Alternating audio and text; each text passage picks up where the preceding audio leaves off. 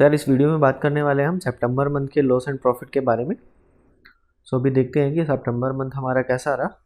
सो console पे चलते हैं एंड यहाँ से रिपोर्ट्स निकालते हैं, profit and loss, futures and option and 1 सितंबर से 30 सितंबर तक। सो जो सितंबर मंथ में जो टोटल प्रॉफिट था वो 53,000 का था एंड 9,000 के आसपास हमें टैक्सेस और चार्जेस लगे।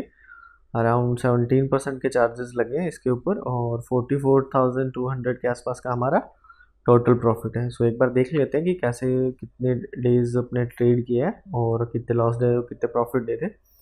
सो अभी देख सकते हैं कि यहाँ पे 15 और 4 19 दिन हमने ट्रेड किया था। सो और उसके अंदर से लगभग 7 दिन का हमारा लॉस है और 12 डेज हमने प्रॉफिट किया है। सो ये प्रॉफिट थोड़ा सा ज़्यादा होता, लेकिन इसमें छोटी सी मिस्टेक कर दी मैंने। एक बार उस पर बात कर लेते हैं। स्टार्टिंग के अंदर क्या था कि मेरी क्वांटिटीज़ थोड़ी कम थी एंड जैसे जैसे 2 वीक्स निकलते हैं उसके बाद में मैंने क्वांटिटीज़ बढ़ा दी। सो फर्स्ट डे 6100 के आसपास का प्रॉफिट था, सेकेंड डे 3200 के आसपास और फिर 7200, 455 और 3900 के आसपास का लॉस था इसमें। सो फर्स्ट वीक के अंदर एक लॉस था और बाकी पूरा प्रॉफिट था। सो सेकंड वीक के अंदर बात करते हैं, 7200 का प्रॉफिट था, 8200, 9800 एंड 1000 का लॉस था और उसके बाद में 11,500 के आसपास का प्रॉफिट था। सो सेकंड वीक के अंदर भी हमें एक ही लॉस मिला है। तो थर्ड वीक के अंदर थोड़ा सा दिक्कत आई थी, 3000 के आसपास लॉस हुआ, 3000 के आसपास फिर एंड उसके बाद में फिर प्रॉफिट 7400 का प्रॉफिट, 10,000 का एंड 18,000 का प्रॉफिट। सो जो सबसे प्रॉब्लम या ड्रो डाउन का फेज आया था वो फर्स्ट 3 वीक के बाद में, जो फोर्थ वीक था उसके बाद में थोड़ी सी दिक्कत आई। इसमें दिक्कत आने का कारण ये था कि लॉसेस थोड़े बड़े हुए और उसका कारण ये है कि शुरू में मेरे पास क्वांटिटीज़ कम थी एंड बाद में मैंने क्वांटिटीज़ को बढ़ा दिया एग्रेसिवली।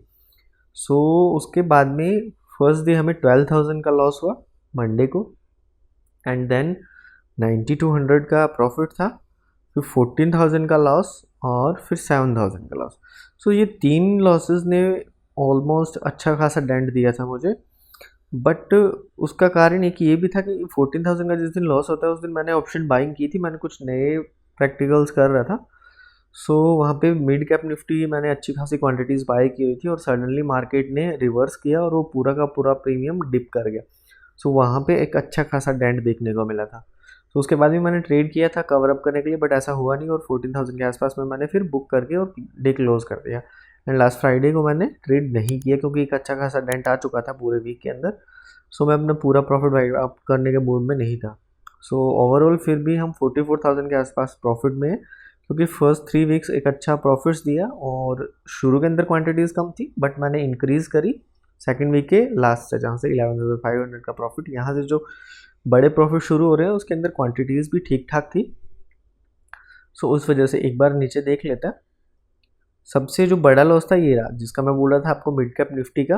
सो इसने मुझे अच्छा खासा डेंट दिया था, 9,000 के आसपास का लॉस तो इसी एक के अंदर ही था एंड बाकी के अंदर 5,000, 4,600 और बाकी के जो है वो सारे पॉकेट साइज है। ये थोड़ा सा लॉस ज़्यादा बड़ा हो गया था इस स्ट्राइक प्राइस के अंदर। बाकी ओवरऑल लॉसेस ठीक है, कवर अप होने वाले हैं और उसमें कोई इशू नहीं था। और अभी प्रॉफिट की साइड भी देख लेते हैं कि सबसे बड़ा प्रॉफिट कहाँ है। सो 19,000 का सबसे बड़ा प्रॉफिट है हमारे पास में और उसके बाद 18,000, 14,000।